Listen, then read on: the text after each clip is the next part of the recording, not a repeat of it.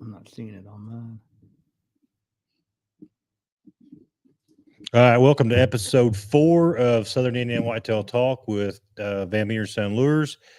I'm Matt Lamar. This is Darren Ballard, and then Jason Van Meter and Cody Fortney just walked in the door. So we were kind of waiting on Cody a little bit, but he was in hurry mode, so he is officially with us. He'll join in on the show right now. What's going on, Cody? How are you guys? Good.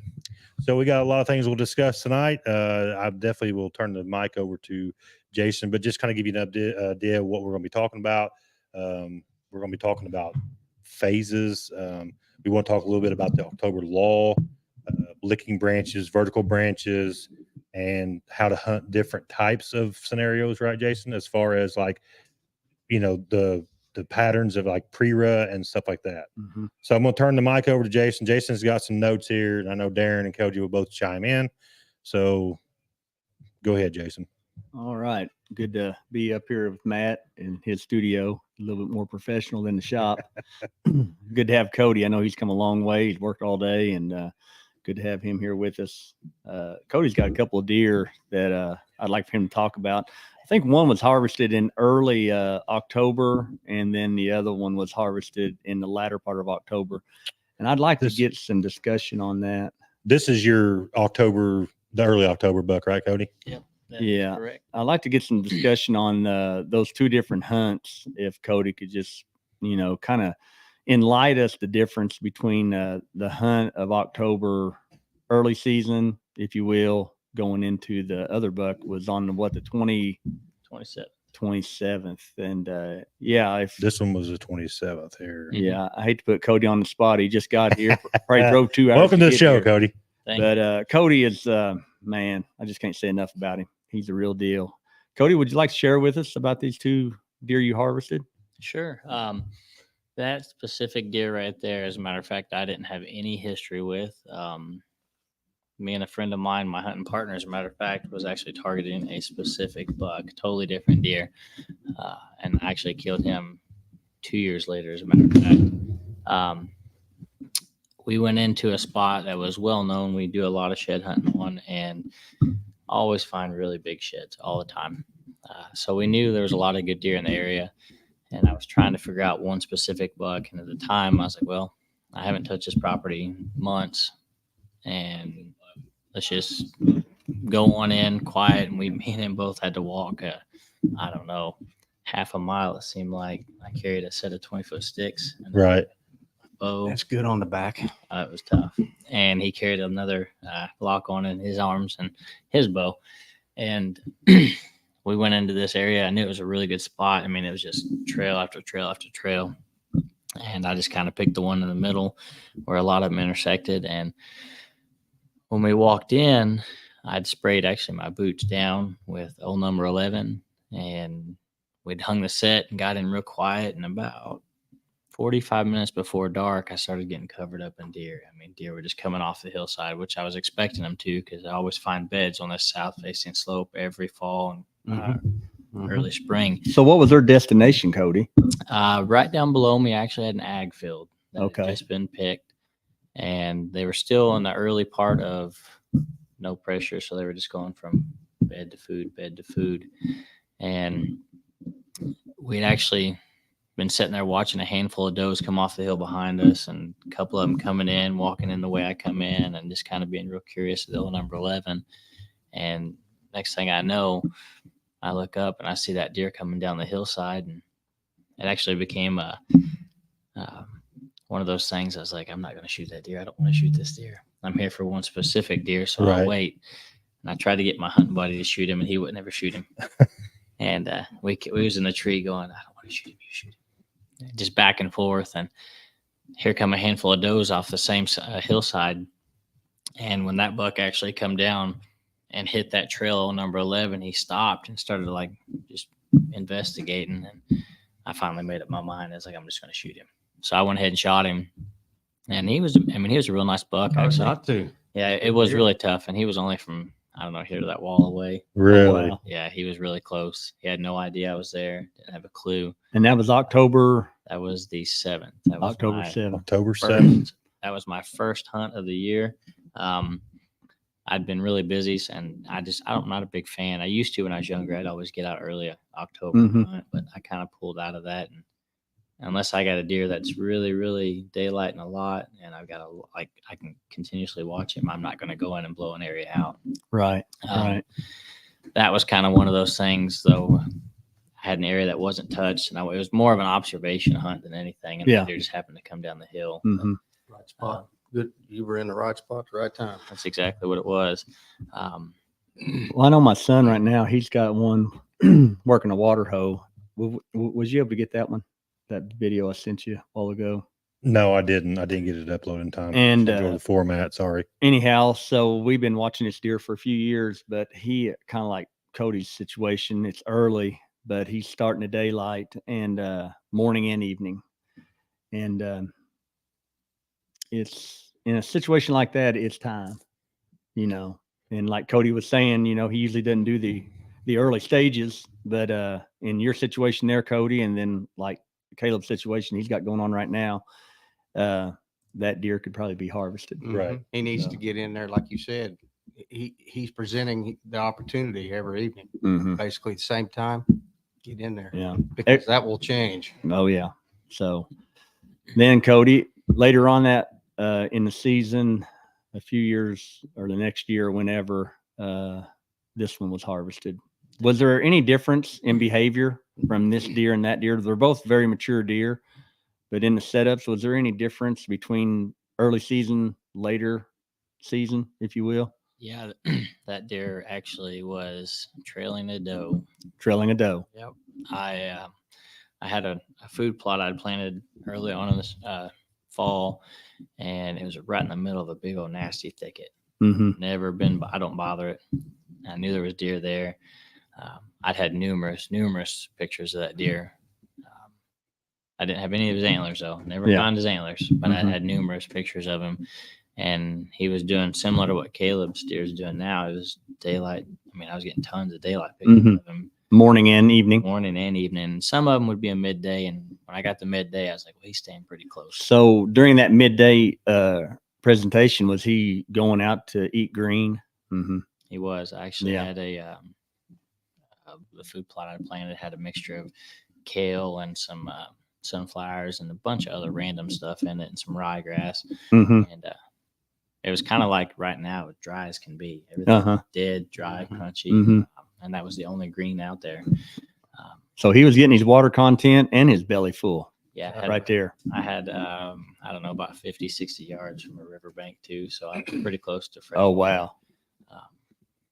But yeah, That's nice. it was kind of an interesting hunt because, I mean, I was specifically targeting that buck, and the time he daylighted, he was in the area. I had him all day long. Literally, I would get pictures of him all day long. Like Mm-hmm. he wasn't going anywhere, and I didn't get to hunt that day specifically because I was hunting with a friend of mine in Switzerland County. Now, was that with multiple cameras or just one camera? One One camera. Wow. One How camera. many times did you hunt that deer, or did you say I didn't bother. that was him the at all. first time? That's the first time in.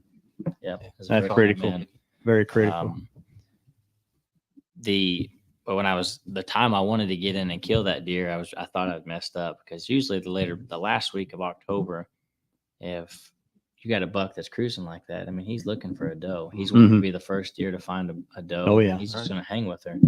And I knew if he'd found a doe somewhere else, I wasn't going to get a shot. Right. And after that full day of nothing but picture after picture after picture, it took me probably 2 days because the 24th, I was, like I said, hunting with a friend of mine in Switzerland County, and he killed his target buck that night.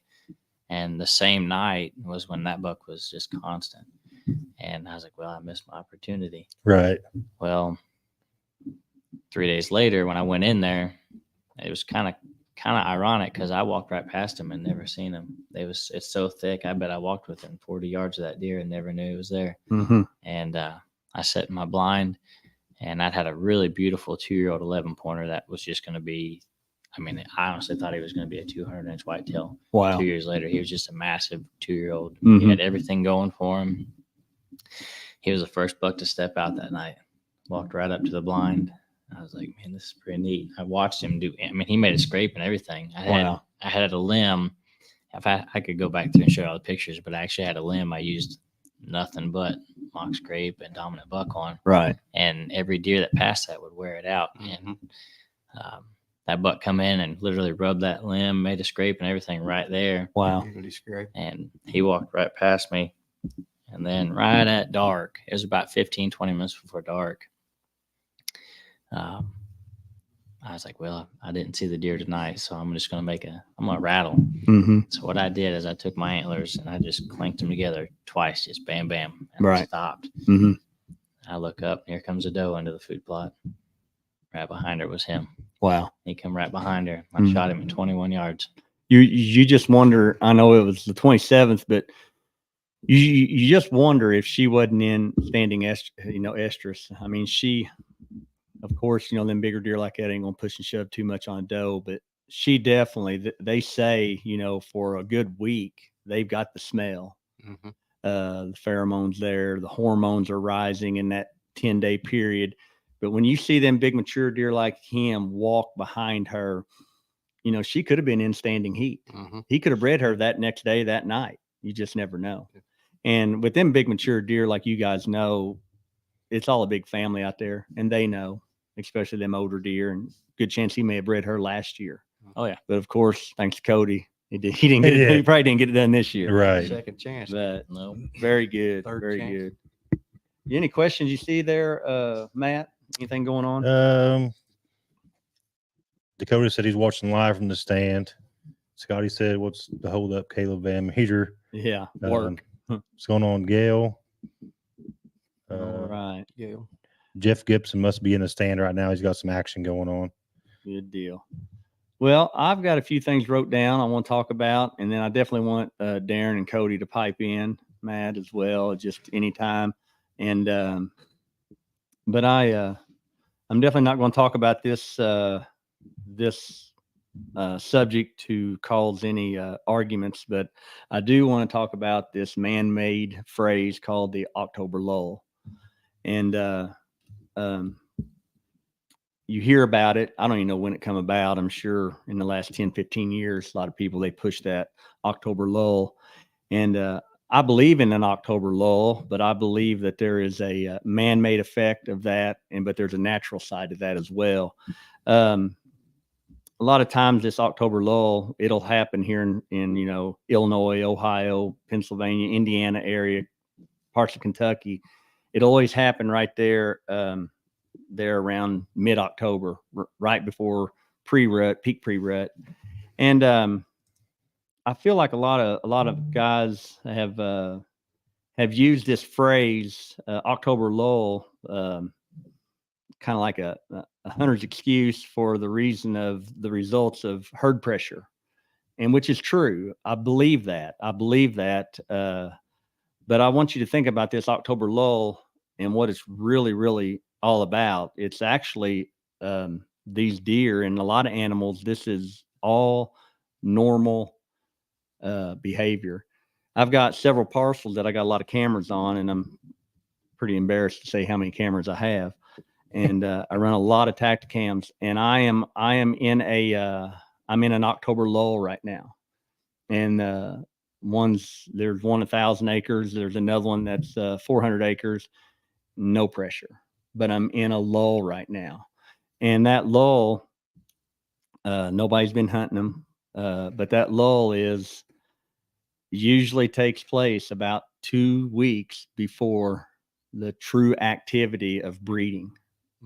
When I was a young trapper many years ago, I had an old man ask me, he said, "You catching any fur?" I said, "No, it's pretty slow right now." He said, "Yeah, it will be." And I said, "Well, why is it slow?" And he was an old coon hunter. And he said, "Well, every animal takes about 2-week rest before they breed." And he says, coons. And I said, "Well, fox and coyote, apparently." He said, "Oh yeah." And that lull is always around mid-December, leading up to January. Cause a lot of these canines, they'll start breeding there around the 1st of January. And I always thought about that. And then as years gone by, you start hearing this catchphrase, October lull, which, pressure does have a lot to do with it.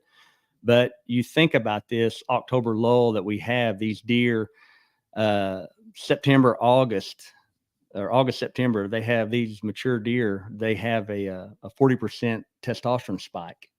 Mhm. And then you throw a little bit of a 20-degree weather drop of temperatures, they're going to start showing some activities. And I've seen so many nice big mature bucks 2 weeks ago, back in the late September, especially when we started having them cool fronts and their antlers were hard, testosterone level was spiked. I mean, it hadn't been spiked like that for many, many months. Right. But anyhow, so then you start seeing this behavior, and there were scrapes being put down, there was ropes being used, horizontal rods being used, and now for probably about several days, things have really dropped off. Mm-hmm. And these are parcels where nobody hunts, nobody's on there, and I'm just seeing this slowdown. But what really caps my belief is, they really take this time probably to build fat, build energy. And you go down to Florida, Alabama, Louisiana, South Carolina, their lull is always mid-November, mid-December, which is always about 2 weeks before their rut. Yep. So I just wanted to throw that out there. You can call it an October lull, and sometimes it's a situation that is man-made due to pressure, but also there is a lull time period that these animals take about a week or two before they really get on their feet and start to move and have that type of big move behavior. So, and this time is always right there about 2 weeks before the pre-rut, which our pre-rut's always right there about Halloween. Mm-hmm. So, Yeah. does that make sense, Cody? Oh, yeah. He's my go-to man, him and Darren. I mean, and it could be, that lull can be different from parcel to parcel. It can. You take farmers and hunters. That's like the last couple of weeks you were talking about trail cams. I've got a couple Tacticams out there too, and they just August, September, they just blow up. Mm-hmm. I mean, pictures it was to the point where I had to turn my sensitivity off. The last couple of weeks, I've not been getting that many, Mhm. and it is because of that. Yeah, that natural lull that they just set back, and which you think about that. I mean, And it could be discouraging. Not to interrupt you, but it It can. be discouraging as a Yeah. hunter. It really can. it can. I mean, I'm still waiting on my target buck to show up. Right. And he may not show up. He may not show up till the first week of November. Right. And if he doesn't, that's fine. But this time is always right before the big run, the pre-rut. But it's a normal. It is a normal behavior pattern, and to all breeding wild animals, and. But yeah, so I just wanted to throw it out there. If you're waiting on that deer, if you're not getting the pictures you were, and especially if you haven't pressured your property, there is such thing as a natural resting period about 2 weeks before the rut really takes place. It makes a lot of sense too, because most critters have a breeding cycle once a year, right? Mhm. So they know that when that's coming up, it's going to be, they're going to be running for months. So Mhm. Right. Gail Combs is right. Totally. yeah, the next month or so is going to have to wear them down. I mean, they know it's coming, and they're just getting Especially ready your for it. mature does and your bucks. Mhm. They just know. Yep. They don't get old for a reason. Right. Dakota's saying the same thing about cameras. It's just one of them things where we as hunters know it's going to happen every year. I mean, But I just wanted to make that key point. Yeah, I'm talking absolutely. about 1,000-acre parcel and a 400-acre parcel that is untouched. Nobody's hunting it, right. and I see it. And I want to add this. I've made the mistake too. I haven't in a long time. Used to, like with trail cameras not going off as much because of the lull. And I would think to myself, well, what am I doing? Mhm. What am I doing wrong? Am I missing something? Right. And what I would do every time, I'd go in the woods. I'd stink the place up. I'd go in there unprotected with nothing on, and all that does is just drives those mature bucks farther and farther away. the best advice I could tell people is if your trail cameras are not going off, they will come back. Those deer Mhm. will come back. You know, don't freak out. It is discouraging, but I don't know if I'm making sense or not, but so many times in the past when I was a little more of a unexperienced hunter, I would go in there and try to doctor something up, and all I was doing was just the opposite. Right. Mhm. So the key takeaway from all that is one word, and it's patience, right? Exactly. Mhm. I mean, it's going to come back. It's That's just, it. Mhm. watch what you do over the next couple of weeks. And like Darren said, I mean, I think at some point in time, and all the years that all of us been hunting, we've done it at some point in time, right? Mhm. You get in this mindset of, Yeah. well, I got to do something. I got to throw the kitchen sink at it because the deer aren't, moving. And then, like you said, in hindsight, if you're just patient for a week or two, like Jason was saying earlier, it's all around that Halloween time frame. It's like a light switch goes off, and it's like Mhm. nothing ever changed from the end of September. So Well, two of the hit list bucks I've got on this year, I haven't had any pictures of them in probably the number one buck I'm after. I haven't had any pictures of him in a month and a half. Mhm. Well, I had a The second question. one's probably been a month. Well, I had a question there on Facebook. Some of them asked.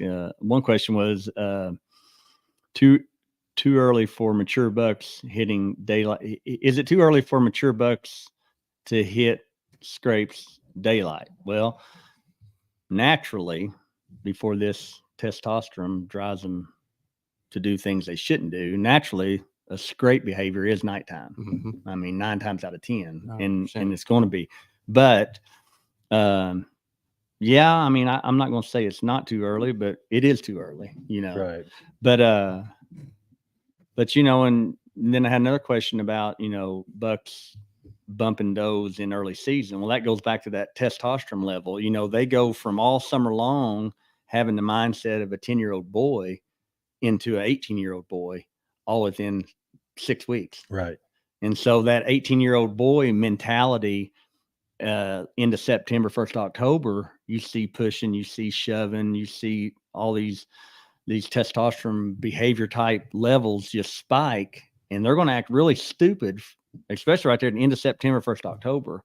And yeah, I mean, they're going to bump does, and they're going to just spar and fight and do different things, but it's all on that testosterone level. But once that testosterone level begins to fade away, then you get into that October lull. Right. Then they ease back, they take a break, make a few rubs, they eat a lot. When was this video here, Jason? I'm gonna go ahead and show us one video. So this is like that would have been right there at the end of September. So these are some young bucks that are feeling kind of that testosterone. That one buck is close to being a mature buck. He could be a 3.5. The one there on the right. But show that video. I want to talk about that just a little bit. Watch this video here right at the very end when they push around. Watch that big buck smell his forehead pad. You see that? Mm-hmm. Now, that's how they identify who they are right there. Right. And they also identify that through the hoof gland too. But as you see that right there, that was the end of September. It looks like September 21st, maybe. Mhm. And that was just a little bit of sparring, getting to know who each other are. It's hard horn. We got some testosterone levels pretty high on the more mature deer, and then watch him smell that pad. Now let's go back. Now let's talk about rubs here real quick. When them deer, when they make that rub, and you can go to that horizontal rub here in a minute, but they make that rub on that vertical tree, and they work a lot of that pad gland right there, that oily, and of course it's not too oily right now, but it's starting to mature to that point. And that rub is just like a signpost saying, hey, I've been here and I'm under the influence of testosterone. I haven't laid a rub down in months, Right. but here it is September, and I'm under the influence of testosterone, and that rub is just a visual. And but these deer are they're a very social animal. Whitetails are a very social animal. Mhm. but not in the presence of each other. And that's why you see the scrapes. That's why you see the rub. That's why you see the licking branches. That's why you see him smelling that forehead. Now, the only time he'll be able to smell that forehead gland, if not being in the presence, is from a licking branch or maybe a rub. Makes sense. Mm-hmm. But they're real social, but not in presence, not in groups, not together. You know, when immature deer get social, this time of year and later, they begin to fight, you know. So they can But- tell who's around and who's not just by smelling licking branches and rubbing branches. Absolutely, And, they can. They can, you know, and you know, it's just like, you know, these scrapes, you know, a scrape. If you really look at a scrape, and I don't know if I have, did I give you a video of one maybe working a scrape or a rope or anything like that? oh yeah, this one right here is working a rope. Okay, his feet right there are in the middle of a mock scrape, and that's a brand new setup. Last year there was a scrape there, and there was a limb that had fallen. Maybe some of you've seen the video. It had fallen vertical, but it was higher, and that I took in a pine branch, and they've been working it pretty good. But if you notice this little guy right here, he is laying out a lot of his glands around his eyes and forehead, but look where his feet are. And if you can get a mature deer, a lot of you have seen to where that scrape is kind of like just that check-in area, you know, and if you ever watch these deer, they'll walk up to a scrape, and the first thing they'll do is kind of what he's doing to that rope. They'll see if anybody's been there. They'll smell that licking branch or the vine or the rope. And then second, if you watch these deer work that scrape, they begin to scrape the ground. Mm-hmm. So they see who's been there. Then they cover it up with their natural scent up here, the forehead pad. And then they scrape the ground, which they got a digital gland in between their, and that's a new lure that I'm coming up with, but there's a digital gland in between their hoof. They scrape that. And a lot of times they'll stomp it, and that releases that secretion, that gland in the soil. And then if you notice, that's just saying, hey, I've been here. Right. I am here and I've been here. Well, when we hang that dripper, that's got all that in it, you know, ridgetop buck and rut, and even some of the glands in old number 11 and mock scrape. All that's doing is just doing what he's doing without a natural deer being there.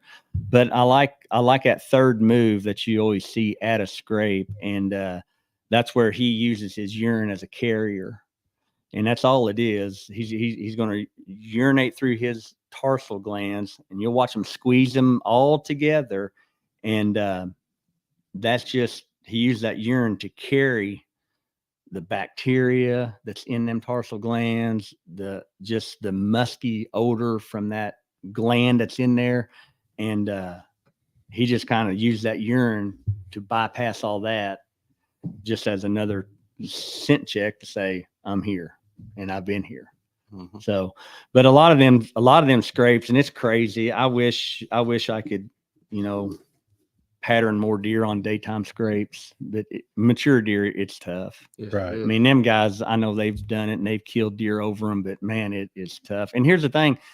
I try to mock all this stuff, and it works to a certain degree, but that scrape right there where that little dude's working is an actual scrape that is there every year. And then I've come in and mocked. So hopefully when that testosterone rises and some of them big bucks come in from a mile or two away and they hadn't been there for several months, they'll check in right there. Right. And then the hunt will be on for me. I got you. So I hope that makes sense. I will say that it kind of goes along with what Jason said. 90% of the deer mature bucks that I've harvested have been probably, I'm going to say, a half a mile to a quarter of a mile from their home core area, Mm-hmm. if not hundreds of yards from their home core area. So, you know, that made me, with what you said, that made me think of that. Yeah. I mean, and you know, the animals we're talking about is a different animal that Cody just shared a while ago. You know, I mean, man, Cody was living with him. Yeah. And killed him, you know, harvested him. You know, I'm setting up all this mock stuff, just waiting for that one to come. Right. Now I've got a nice 10-point working one of my ropes and a horizontal rub. He's not a deer that I want, but if he was, he would definitely be one to harvest, here real soon. So, but yeah, that, you usually see a lot of different random rubs and random scrapes here and there, but there's those certain ones that you just know that big deer, mature deer, he's going to go to that one. Right. And he's going to find it and he's going to check it. But if you can go back to one of the horizontal rubs there, one of the bucks working it, what I like about the rub branch, the horizontal, this is a brand new setup. I had never had a scrape or a rub or anything in that area other than maybe 100 yards behind it on a field edge. And I put that up there in September 1st.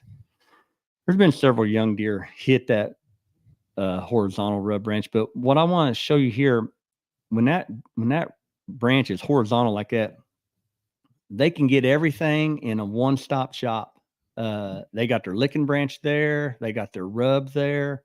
And right there where he's standing, you'll always find they'll turn that into a scrape right there where he's standing because of those digital glands in them hooves.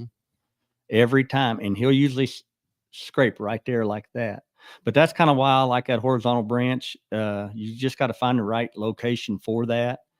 But they'll work that. And if you look in behind there, you'll see a rope Yep. and a dripper. Mm-hmm. They won't even hardly touch it. And here's why, because everything they need is right there. Yep. Right. In that horizontal rub. As mean, long as you got all that floral hanging off the end and they can work it like a licking branch, and then they're going to rub their eye glands and their forehead glands. It's a very they got unique. everything they need right there. Right. He's having a heyday with that thing. Yeah. Very good tool right there. Isn't it rubber. amazing watching a buck like that? Or each time he rubs his forehead across that, he smells it. Yeah. Does it again. He'll smell that. And here's what's so funny. I've watched it way too many times. He'll smell that about every other time that he hits it. And he finally gets satisfied enough to realize, okay, I've left enough of me here. Right. I'm gone. Right. And a lot of times they'll work them anywhere from 1 to 5 minutes. Mm-hmm. And then once that testosterone level gets so high and they've literally tore the whole branch to pieces, I've noticed they'll rub on that and then they'll take their forehead right here and then they'll just rub the end of their forehead gland. I think there's more power. People's all crazy about preorbital this and preorbital that.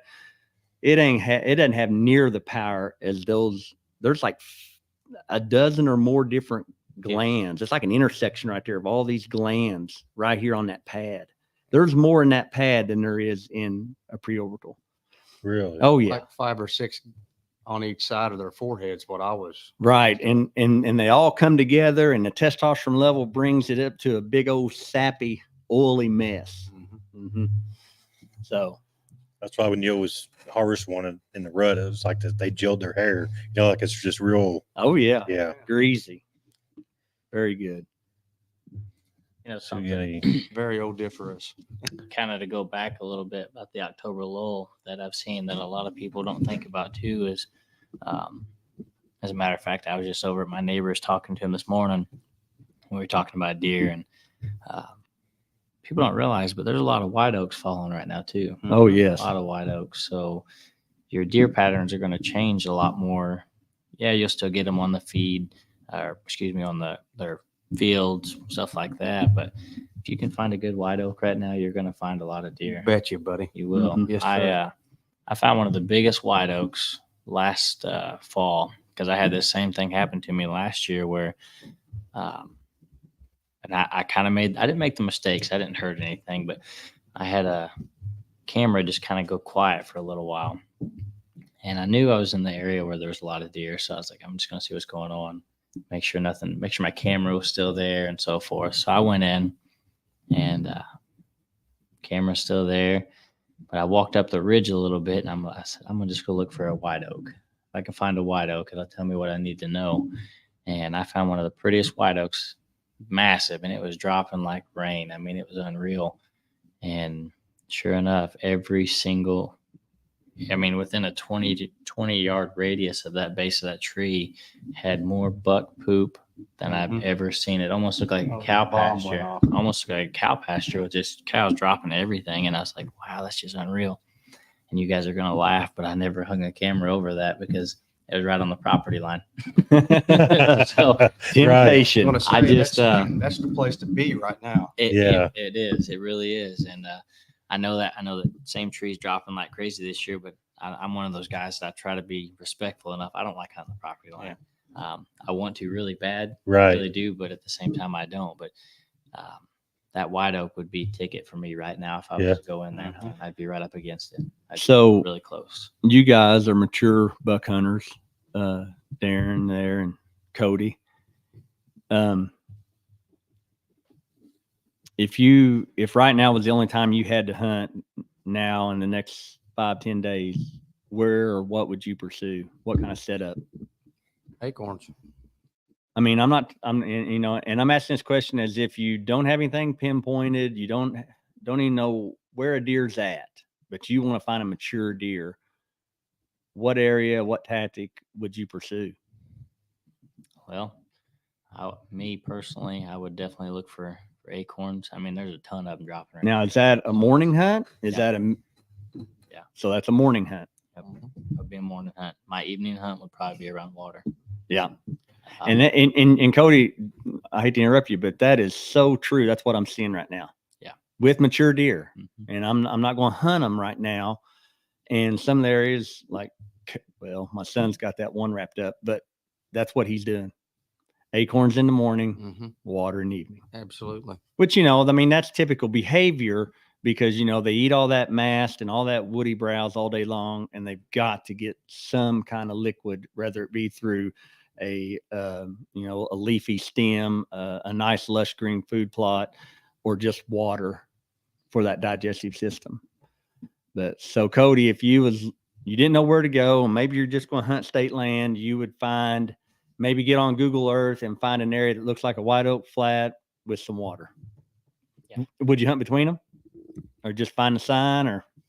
Well, if we're talking state land, I'd be checking for sign more than anything. Yeah. So state land's tough to hunt. I mean, I know it can be done. I know a lot of people that hunt state land, but Yeah, they're in another league. they are. Mhm. Check for signs, yes, and then check where your abundance of acorns are on the ground. Mhm. Not all the acorn, the white oaks and your red oaks, not in places, not all of the acorns are scarce. Mhm. Well, and I always say this, and it goes back to another old houndsman telling me that white oaks are more abundant on an even number year, Mm-hmm. and red oaks and pin oaks and black oaks, sometimes they have a nice big huge crop year, but they always have mass, so. I've heard that. It may have been from you, but I Yeah. have heard that. And you can watch it. It's pretty good to go. I think by. it kind of somewhat, I'll chime in. Yeah, go ahead. But I think a lot of it goes back to the earlier conversation about the October lull that we discussed earlier. Also, is if we're in a time period where, I mean, these mature bucks, obviously, they're trying to rest up. They can be lazy creatures anyway. But if you can find the food source closest to the water, they don't have to go anywhere. Like they're just chilling, hanging out. Like right now, everybody's thinking, field edges, but if they're gearing up for the rut, they're chilling, right?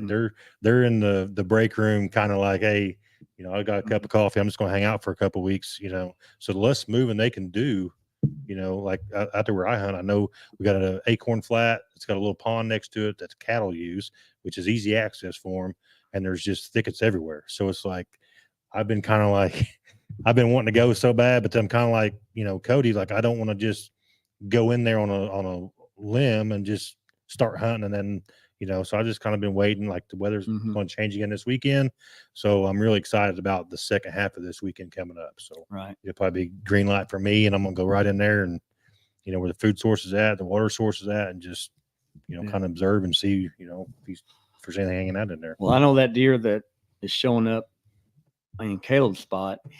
I know he's at a testosterone spike just because his antlers are hard. but I've got that camera set up so close to him, I can really see his forehead. And it's just a light reddish blonde, and it hasn't turned that dark reddish, how they look. And I'm Right. thinking, man, he probably needs to go in there and get him before his testosterone spikes that second, third time, and he starts getting a little stupider, Right. So Right. it's just that time of year, where you can get them on food, you can get them on water, get them on white oak flats, you can get them in that little pattern. Some people call it the early season pattern, which that's a good name for it. But it's all about that testosterone right now, and as it begins to creep up and them cool weather. I mean, I tell guys all the time, I said, if we was wearing this fur coat around all day long, we're only going to move when it's cool. Right. Exactly. So Can I bring up something real quick? Oh, yeah. Can we talk about your products for a second? yes. So I had somebody ask me that. Actually, I think it was a comment on Facebook, but I think it'd be very informational. But going from like the 1st of October, or let's go into September time frame, right? Mhm. We're talking about everything moving. Can you give us a little bit of insight from your product standpoint of when you should use what scent? Mhm. Is there a difference there, or like? 'Cause I always use old number 11 as a cover up, right? That's just my favorite go-to cover up. So do I. But what about like if I was to buy a dripper and put over a scrape, what technically should I put in it and that type of stuff? Well, first of all, like Cody, he harvested that deer. He had some number 11 on the ground on his boots, which is good all the time. Darren calling it a cover scent, yourself calling it a cover scent. You say that, but I know you don't spray it on your clothes. You do not want to spray any of our products on your clothes, on your blind. And I tell a lot of people for liability reasons, please don't spray it on your boots. Exactly. And then there's that chance of that buck or doe, finding you up in that tree because they can smell it on you. But however, the old number 11, it is good year round. And a lot of guys will argue that comment because they say, well, you can't use doe and heat in the beginning of the season. Back to that testosterone level. That testosterone level has to get to a certain point before they can identify that this is doe and heat. Before that, lower testosterone, it's just urine. But with the musk in the glands, the urine is just a carrier for the musk in the glands that's in it. Oh, number 11 is good year round. It's good on a scent drag. It's good in a mock scrape. It's good in a natural scrape, licking branch. It's got all the glands. The urine is a carrier for the glands and musk, but the urine kicks in once those deer's testosterone bucks get so high, they identify the doe and heat that's in it. So it's good all the time. Then the dominant buck, it is good early season. It's good in the middle of summer. If you want to hang an observation scrape over a dripper and your camera, dominant buck is good, and it's good all the time. But I like going into the ridgetop buck and rut in the beginning of October in a dripper, and even September, because it's got a little bit more of that enhanced communication through musk and glands. But I like to run it in a dripper right now. Put some number 11 on the ground, maybe put some number 11 on your vine or on your rope or on your licking branch. But getting closer to Halloween, I like to switch over to 50-50. That's dominant buck tarsal and doe and heat. Okay. And, it's got a little fight in it. It's got a little competition in it. And then it's got the breeding aspect, side of it too. But 50-50 is really good from, I say, about the 25th on of October. And it's really good in a dripper. I like to mist it in the air, especially coming into Halloween, probably November, first week of November. Around Halloween, when them deer are really in that peak pre-rut and there's a lot of pushing, shoving, a lot of fighting, a lot of scrapes being laid down, a lot of rubs. I like to mist the ridgetop buck and rut with a little bit of a buck grunt behind it. I got you. Yeah. So I just wanted to throw that out there because it's Ridge top's what I've got in mind right now. So mhm. kind of follow up with what he said. Any other questions, Matt?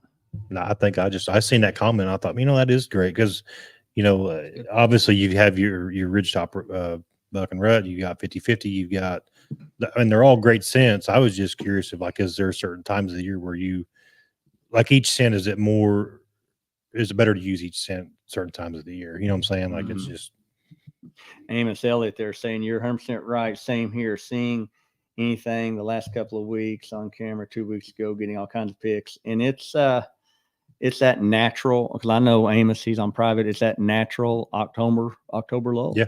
I mean, and I don't think Amos has even hunted yet. And I know he's not spooked his deer, but it's that natural slowdown.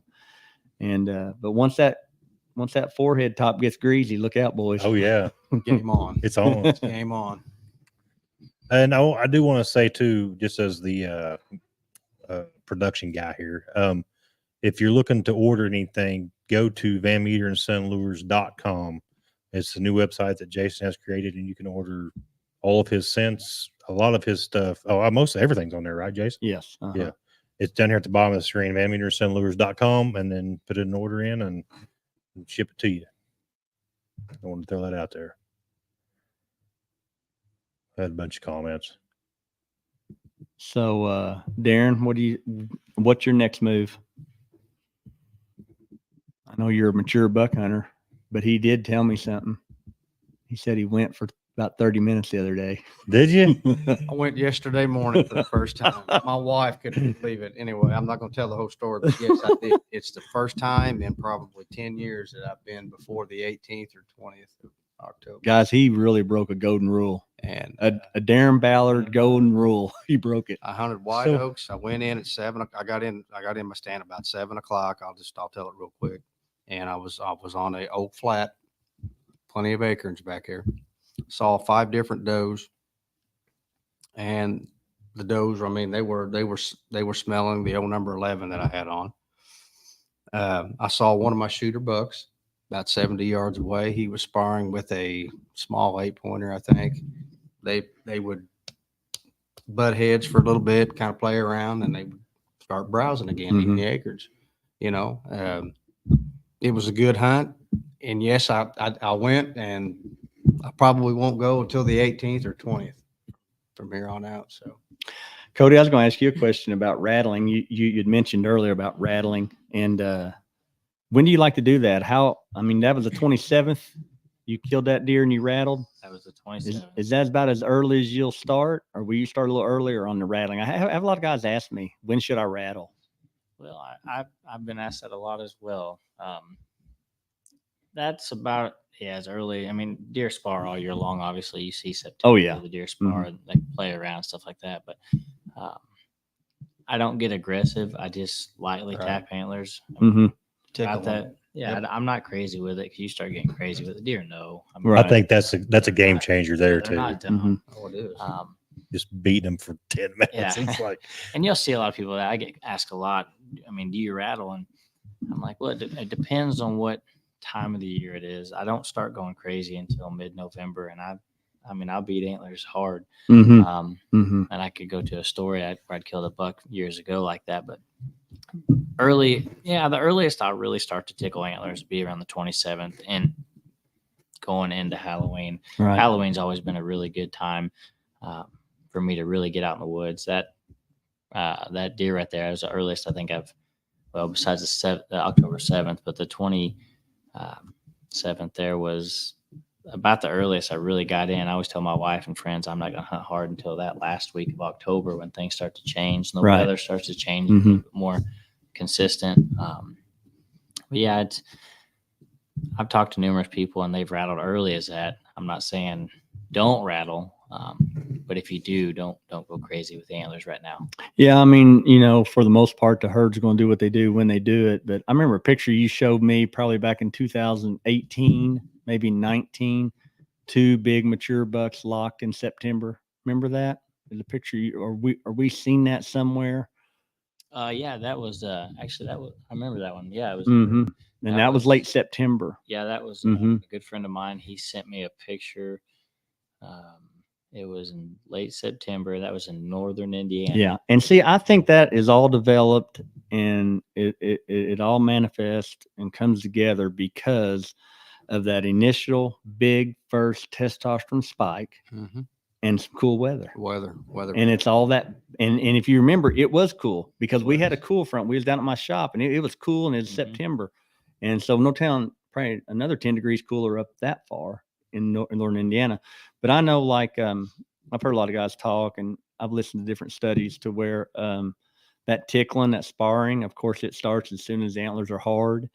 And then you can just watch your videos and you can watch your cameras and you know what they're doing. Just like earlier, we watched those two little ones there spar. And I've had several sparring here lately, young deer, 2.5-year-old bucks. But it's when it gets good. They're at the end of October, especially right there going into November, where a lot of guys, you know, instead of doing the tickle, they'll do a very quick, hard thrash and maybe a grunt or two. But it ain't like a total beat down, Right. you know, kind of like what Cody was saying. November, right? Yeah. I mean, I'll be honest with you. I mean, I've rattled in some deer, but it's not a go-to tool for me. Maybe it should be, but I'm not afraid to do it. But Right. I'm kind of more on Cody's side. I'll do it around that time, Halloween a little bit, and then maybe get a little bit more aggressive there in first of November. I usually start the last week, October too. Same time. Rattling. Yeah. And do you grunt when you rattle? Yeah. Yeah. I'm meticulous about it. I mean, I've actually harvested several pretty decent bucks off rattling. Oh, really? Yeah. And I've rattled some in and harvested without calling Mm-hmm. or grunting, and I've done both. Remember, And I'll always try to set up if I'm rattling. You know, you always hear like in brush country down in Texas, man, these thrash them up against all these trees and these saplings. I always try to set up to have a sapling tree beside me where I can tickle those antlers Mm-hmm. either on that sapling and hit it, or maybe kind of dangle them at the ground, you know, give it a real effect. Mm-hmm. A lot of people think you can grab a set of antlers and if you've actually sat and listened to two deer fight, it sounds nothing like some of these, Right. like the Right. black rack. I've got a set. I'm not knocking it. It's a good product, but you got to know how to use them Right. for it to be effective. I'll tell you something I heard, which I hear all kinds of good stories and tactics in the shop there, but there's an older guy. He was in there a few years ago and he told me, he said he likes to grunt. He likes to rattle. He said, but I'm going to tell you one of the most powerful calls that I've ever had or used. And he says, I use it every year. And he said, if you're out there and you're hunting and you can, and it's, you know, 1st of November, around Halloweenish, he says, you see that buck out there and he's just kind of cruising, maybe checking thickets, checking wind. He says, always make sure I have a sapling tree beside me with leaves on it. And he says, I'll shake that. And he says, you wouldn't believe the attention that gets. Mm-hmm. And he says, I usually don't grunt with it. I usually just shake it. Because, you know, I've been watching a lot of my deer on these ropes, which I always enhance that rope with the pine. And it's amazing how they pull and shake and just make all kinds of noise. Right. So he told me, he said, that's what I'm trying to mock is that buck making that scrape, but using his antlers and his mouth to pull down on that and make all that racket with them leaves. Absolutely. And get another buck's attention. Yes. Yeah. And I thought that was really neat. Yeah. Any other questions, Matt, out there? Well, I mean, there's been a ton of comments, and thank you everybody for commenting. You know, obviously, you know, this is Jason's show here, but I know he had a lot of great stuff to go over tonight. So it's hard to get to everybody's comment, but we appreciate everybody watching. I know Jason appreciates everybody watching. Very informative. What's Dustin there saying? He hunted some white oaks. Yeah. He said the acorns are prime right now. That's where you need to be, Dustin. There's someone here asking, big mature buck running little buck off of doe. Is there anything I could do? Yeah, that was the one live in the stand. Jeff Gibson. Big mature buck running little buck off. probably nothing now because it's dark outside. So Yeah. Mm-hmm. Unless you got a big spotlight, maybe. that's right. You know, honestly, I mean, in that situation, that buck sounds to me like he doesn't want another buck around. So, I mean, you start introducing more noises, like maybe do some light grunts of another young buck. You could possibly bring that deer in. You just got to kind of watch them and see how they're reacting. Like, if he's just pushing him off and staying where he's at, or is he like sending him out of there. It's kind of hard to say the situation you're going through right now to really give you a good answer on that one. Let me ask you, Cody, if I messed up, or Darren. So on a parcel of land that I hunted, the deer that I'm after, last year I went into an area and I was just is September, the middle of September, and I was going off of historical type rubs. I seen some rubs and everything. And I throwed up a mock scrape. I throwed up a rub branch, and then I throwed up a vine and a dripper. And then by November 3rd, I think it was I was already after a certain deer. November 3rd, the deer that I'm after this year, he shows up, and he pretty much claimed that rub branch, and he worked it all the way into February. But anyhow, this year, I made a move last year to be able to kill the deer that I killed, and it was probably about a 100-yard move, and kind of off the trail that I've watched this mature deer all winter long, November, December, January, February work. And this year I did not put that setup right there. I put it up where I wanted it, and that buck showing earlier on that rope is where I'm at. I hope I didn't mess up. You know what I'm saying? I probably should have put the setup where it was last year because he was used to it, but I didn't. I know that he worked that mock scrape or that scrape where I'm at this year last year, but I never had a camera on it because I'd see him walk that direction. But it's crazy how he only hangs on one side of this, big parcel of land. He won't go on the other side. He just stays on one side. So Really? my question is, how far is it from your? Probably 100 yards, probably less than 100 yards. Well, my opinion, if he's a dominant buck in that area, he's going to find it. That's what I'm thinking. I mean, Yeah. if it's Well, depending on where you're set up at, if you're close to a transition, a pinch point, or a well-defined path, travel corridor, if you will, you'll find it. yeah. And the reason I moved was to kill that other deer, which I was successful there, but the cover, I needed the cover. I did not have any cover where I was at. Yeah, I mean, to that, Jason, you didn't hurt anything in my opinion because just because you got an area that's hit hard, I mean, things happen in a year's time. For instance, you can have trees fall down. I mean, someone come in and destroy something, so you can have that area destroyed. If you move it over, it's just we'll Weather just keep disturbance. Yeah, anything. Yeah. I don't see you made any You'll mistakes find it. at all. Like Darren said, a mature buck, if it's his area, it's his area. Right. It's kind of like, kind of like our homes. Mm-hmm. We know every part of it. And Oh, yeah. chances are, if you have on this setup that you got, if you have another buck that's hitting it, Mm-hmm. he's going to know it. He's going to come and he's going to run that deer out there. Yeah. Yeah. I've got several young deer working it pretty good right now. Which he hasn't showed up yet. And, which I'm safe to say he probably won't till around Halloween. So, but Yeah, and deer Yeah. like that.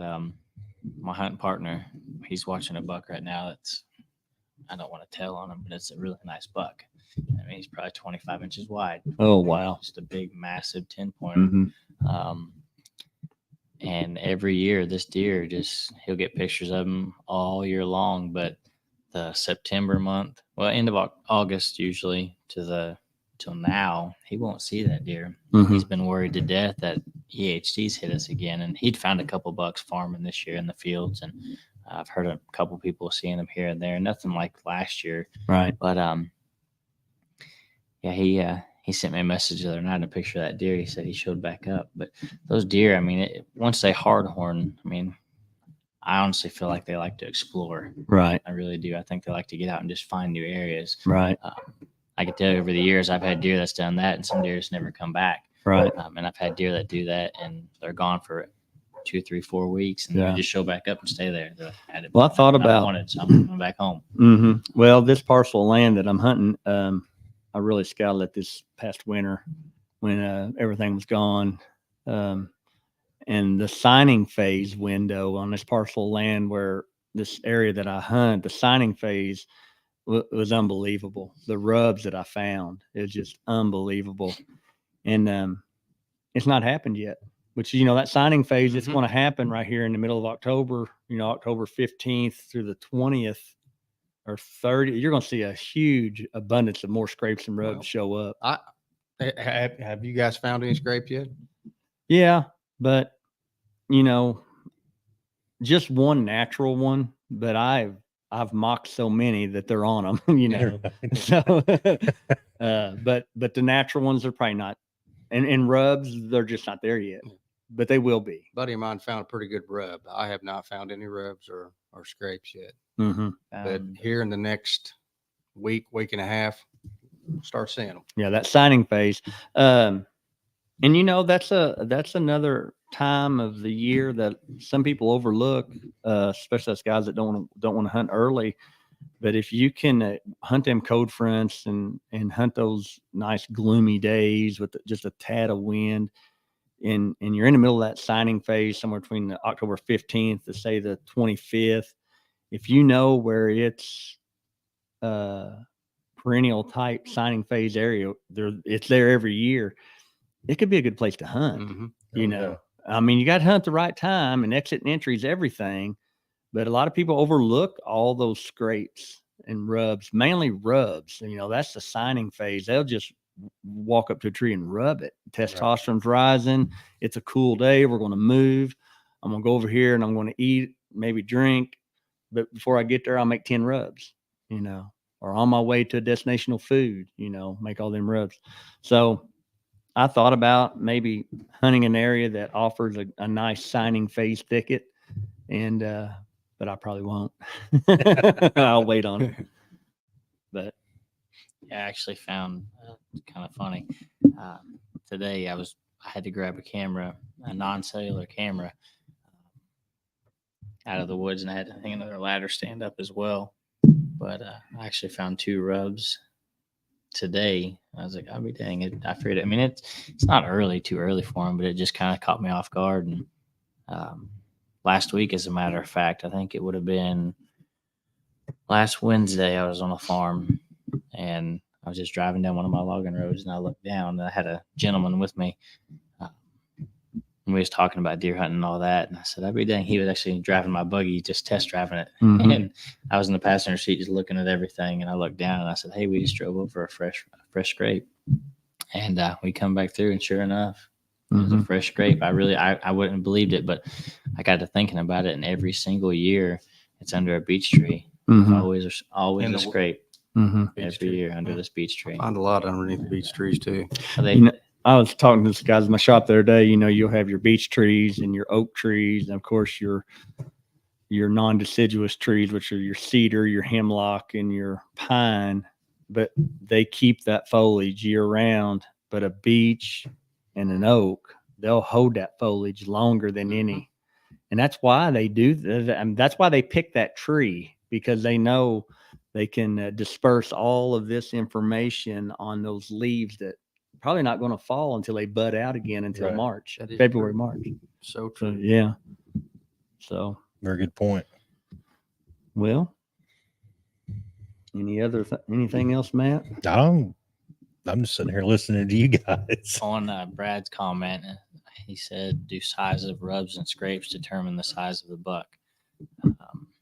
You can ask probably 10 different people that, and you'll get 10 different answers.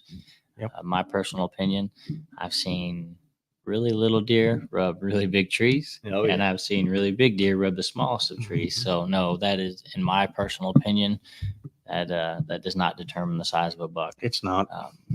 Here's a not. question. You're right. Here's a question here. How far from bedding area will mature buck move to browse on acorns or brush? 100 to 200 yards, question mark. Just my experience, if you find that bedding area, a lot of times there's a lot of little rubs in there, and that is the mature deer. And they're going to eat that woody browse, that wood tip browse around them. But, you know, they're really not going on to leave that secure place just to go eat acorns in the middle of the day. Right. You know, they'll wait and go to that acorn. And 2, them mature deer, they're not going to go, and a lot of guys need to keep this in mind. They're not going to go where all them dope family groups are. You know, they don't want to mess with that.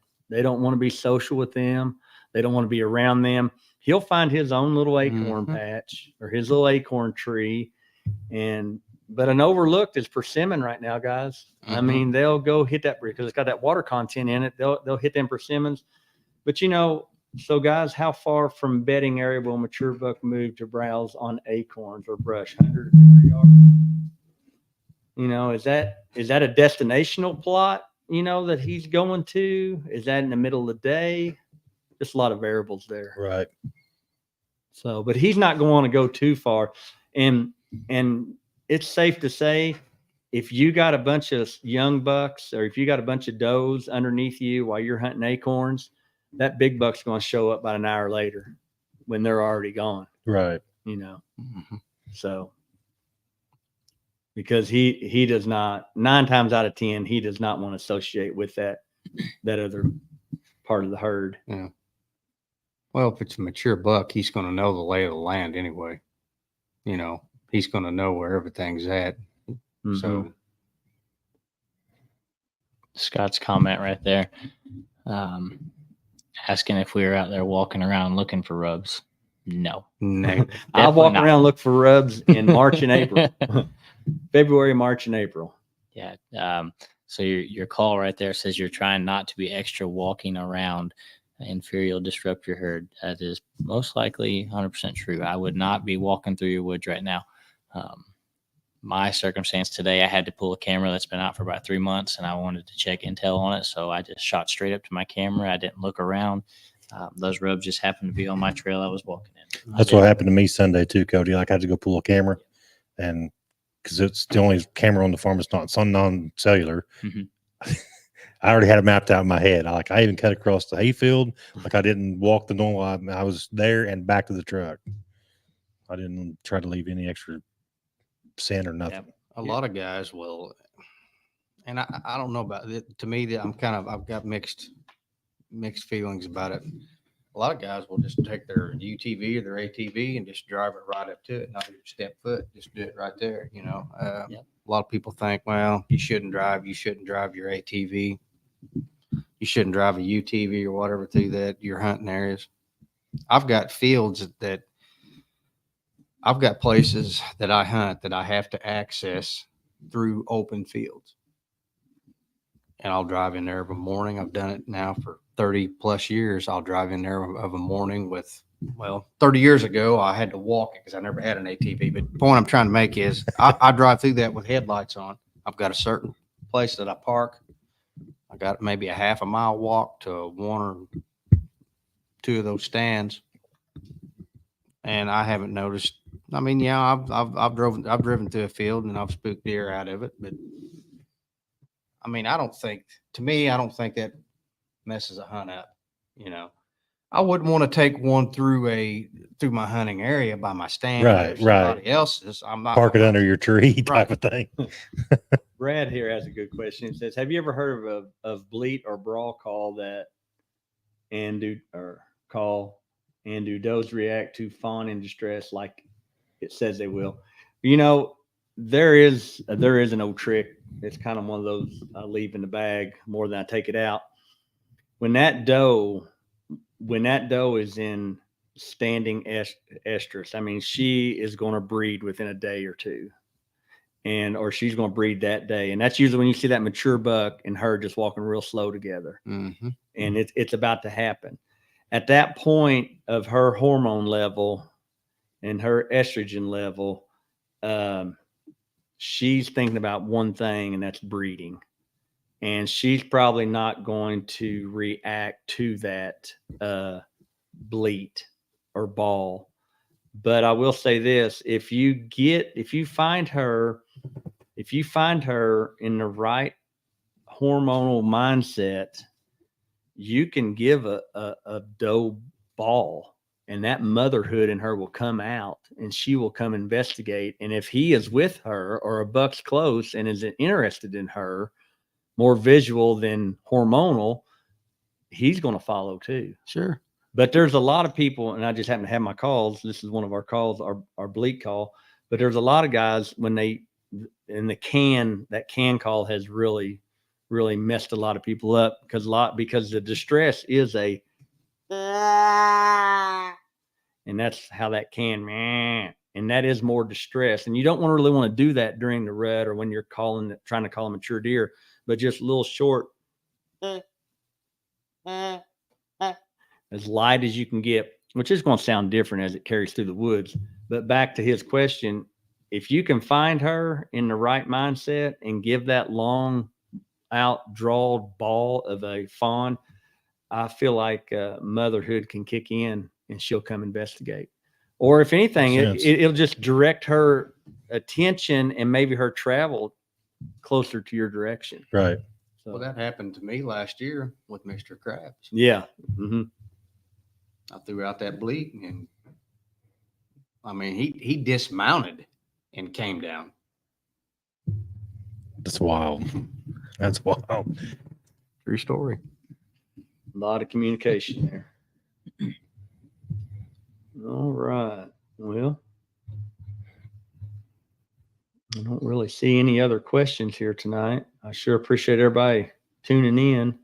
Also, too, I told Jason this before the show started. I will get both the last episode with Landon and this episode with Cody on Spotify to listen to the podcast version. So the technical guy has been slacking, so I will get in gear and I will get them on Spotify for all the podcast listeners. And it also is available on the Hoosier Harwoods. It will be available on the Hoosier Harwoods Outdoors YouTube channel and the Van Meter Sun Lures YouTube channel. So, is that all you guys got? You good for the night? I mean, I could talk all night if you wanted me. I know. You drove this far, right? Might as well. I appreciate Cody making a big trip. I know he worked south of here, and then you're going to head back towards the east to go home. So Yeah. appreciate you being out here with us. And Oh yeah. Darren, and appreciate Matt allowing us to use the studio. Yeah, No, absolutely. no problem. Man, I feel Hollywoodish. I feel professional now. Nice. Uh, Very nice. We will make sure that we get it posted out for the next show. So keep an eye. We don't have a date time yet, I'm assuming yet, Jason. Yeah, I guess. So I just Yeah. Sorry to interrupt you. No, you're all right. Could you review us on doe and heat times? I like doe and heat. My favorite time to use doe and heat, and this is just me, and you guys can chime in. I like to use doe and heat at peak rut, and peak rut means we've already went through signing phase. We've already went through pre-rut. We went through peak pre-rut. We've went into where they begin to breed there around Halloween, 1st of November. Peak pre-rut is at the very top where it's almost over. A large majority of your does have been bred, but that buck is out there looking for that second or third possible breed, which is usually around the middle of November. I know 16th, 17th, 18th, I really like to use doe and heat, and I missed it in the air, just straight doe and heat. Old number 11's got doe and heat in it, but I don't miss it in the air. It's just got way too much. It's too powerful, got too many glands. It's like putting too much salt on your potato chips, Right. or whatever. It's just way too much. too powerful. So the 50-50, somebody's asked about the 50-50. 50-50 is very good from Halloween to about that. You know, that buck I killed last year was called in with 50-50. That was November 8th. He had a little fight in him, but he had a little breeding in him. And so that was right there. And honestly, he could have already bred one doe, maybe, you know. So when they breed one or two right there in that window, and, you know, biologists will say that it takes 2 to 4 days for him to get all that done, from the, you know, interacting from the first time to, you know, socializing, getting to know one another. Her estrogen level begins to spike. She begins to ovulate. He breeds her, ovulation drops, and then off he goes to the second one, and maybe third one. So usually doe and heat, I like to run it November 15th on, and I like to mist it in the air and give very short bleats with the doe bleat. And then they'd ask about the 50-50, which is right there around Halloween, in between Halloween and the 15th of November. So anything else you guys want to add to that? No, that's about the same time frames I use them. I like the reassurance that Maybe I'm doing something a little right. I And you guess. know, a lot of guys they'll drag doe and heat in. That's great. Do it. You know, use it in drippers, using the mock scrapes, mist it in the air, and it doesn't take a whole lot. Just anytime you hear that wind. So that buck there on the left, I actually, which I talked about that on the show last night, had doe and heat on a drag rag, come down the logging road, and he wanted no part. He didn't even have nothing to do with it coming in on the ground, right? But when I hung it up in the tree, that's what got, Mm-hmm. and the smell went off from that thicket, and that's what he smelled in the air. So Right. totally reassurance about if you spray it in the air, it's going to carry more too Right. than being on the ground. So And you know, they say biologists will say, and I know we're trying to close the show. There's about a 10-day window when they really smell good. And that's where you see a lot of these younger bucks are chasing and pushing. And you'll see that from, you know, October 15th on. You know, whenever I started bow hunting in 1985, deer season, bow season come in October 15th. And man, you talk about excitement. I mean, we started season right in the heyday of signing phase and premature pre-rut actually, but it was exciting. And so around the 15th to the 25th, there could be some of them does in that smell good time. And, you know, for lack of better words, that's how a hillbilly called it. I'm no biologist, Right. but once she comes into standing heat, you know, and she's in full bore heat, ready to stand and breed, of course, that's when the estrogen is really powerful. But there's a 7-10 day period where they're smelling like, hey, it's getting close. close. Yeah. Mm-hmm. So, and just like I've heard a lot of somebody the other day, or maybe somebody here tonight, saying how a mature deer was following a doe, and that could be in that 10-day window, 7-day window. Yeah. She's starting to, them hormones are starting to make that smell. Gotcha. So, well, I better shut up so we can go to bed tonight.